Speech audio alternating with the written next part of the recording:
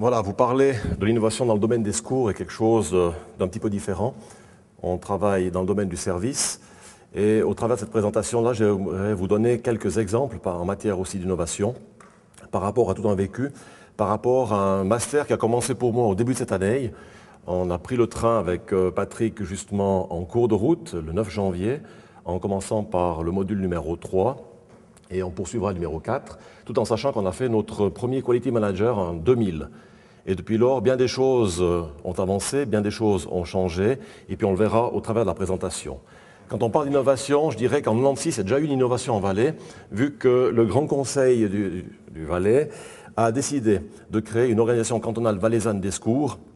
de manière à regrouper tous les acteurs partenaires du domaine de secours sous un même toit, sous une même organisation fêtière, permettant de fédérer le domaine des secours de manière générale. Là autour, nous avons toute une série de partenaires, qu'on passe des héliportés, des ambulances, des conducteurs de chiens, des plongeurs, des samaritains, des patrouilleurs et tous les gens qu'on peut trouver dans toute cette catégorie-là. C'est pas moins de 2500 personnes qui gravitent en Valais dans le domaine du secours. Deux missions principales. Une mission principale, c'est clair, c'est d'assurer la qualité, la prise en charge de manière égale de tous les patients, malades, accidentés, personnes en détresse, de manière à leur apporter le secours nécessaire. Mais c'est aussi deux missions principales au niveau d'organisation, de définir un concept d'organisation des secours en tenant compte des spécificités du canton, en tenant compte des différents partenaires que nous avons du point de vue géographique, et une des missions d'assurer l'engagement, la coordination des secours au travers d'une centrale dont je ne citerai pas le numéro. Quelques statistiques, justement pour vous montrer un petit peu cette évolution, parce que cette organisation doit s'adapter.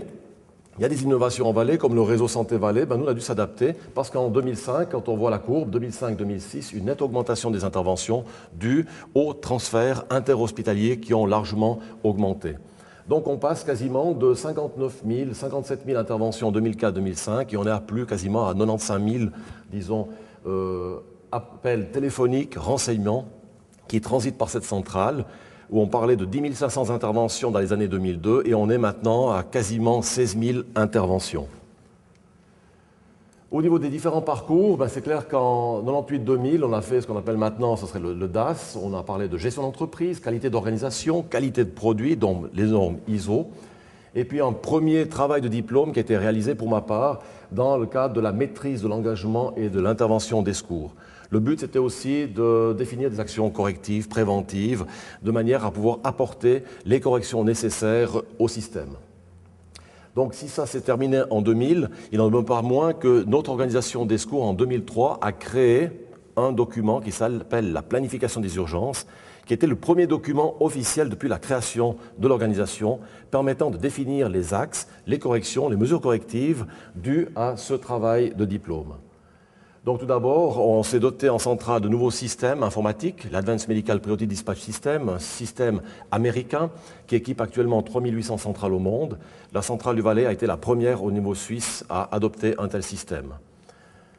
La même année, on se dotait aussi d'un système d'aide à l'engagement totalement informatisé qui permettait de gérer tous les moyens de secours situés géographiquement en fonction des temps d'intervention, si on est dans les moins de 20 minutes, plus de 20 minutes, mauvaise météo, de nuit, ainsi de suite, je vous passerai les détails,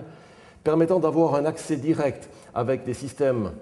électroniques embarqués dans les ambulances pour déterminer exactement où se trouvaient les moyens, de manière à pouvoir gérer les moyens et optimaliser aussi tous les transports, les transferts et les interventions.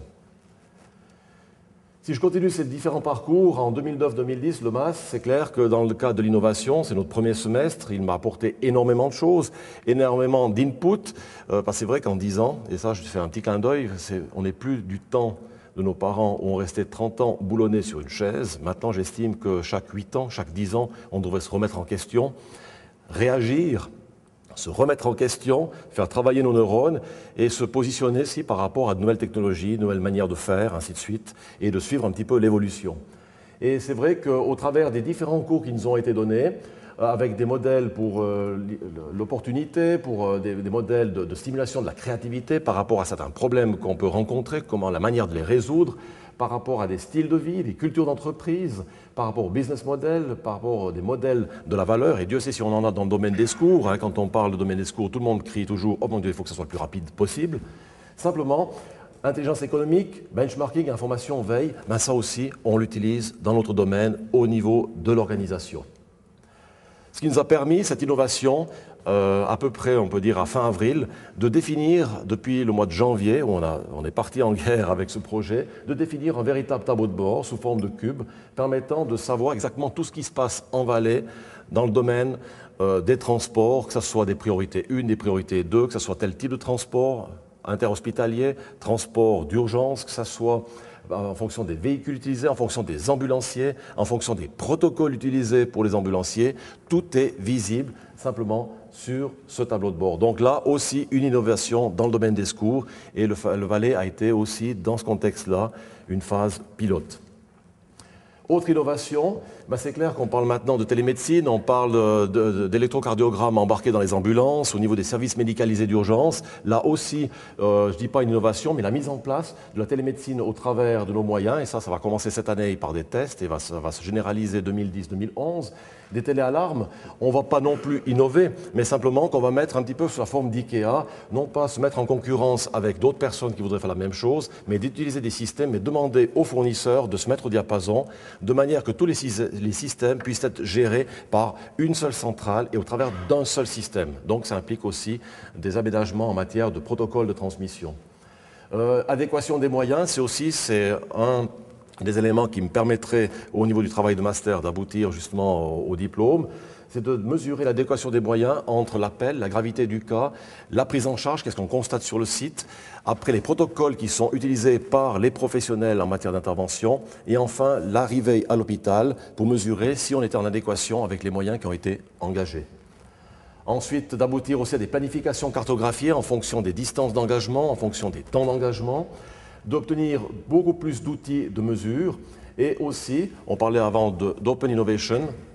des canaux de distribution, entre guillemets, je me permets cette expression-là, de la prévention, parce qu'on a aussi été innovateur. On a utilisé un produit qui existait déjà dans le domaine de la prévention pour les pistes de ski, avec les 10 règles FIS que l'on connaît tous, mais simplement de trouver un moyen, un canal de distribution auprès des écoles primaires, de manière à diffuser cette information-là. On est parti avec un deuxième canal au travers des cycles d'orientation avec l'esprit montagne, où l'on s'adresse déjà à un public qui veut faire du hors-piste. Maintenant, ce qu'on s'intéresse, c'est non pas à couvrir ou essayer de diminuer les 20% seulement des accidents en vallée, mais il y a aussi 30% des gens sur le plan suisse, des confédérés, qui sont aussi accidentés en vallée, et 50% des étrangers. Donc, ça serait d'utiliser l'open innovation de manière à trouver des solutions permettant de régler ces problèmes-là. Donc voilà, c'est aussi une dynamique. Innover, c'est bien clair, c'est créer de nouveaux produits, développer des produits existants, mais aussi optimiser son système de production. Mais je crois qu'avant tout, tout ce qui a été dit ce soir en matière d'innovation, par rapport au personnel, par rapport aux opportunités, par rapport à cette envie, je crois qu'il faut créer cette dynamique, il faut persévérer, avoir une pensée positive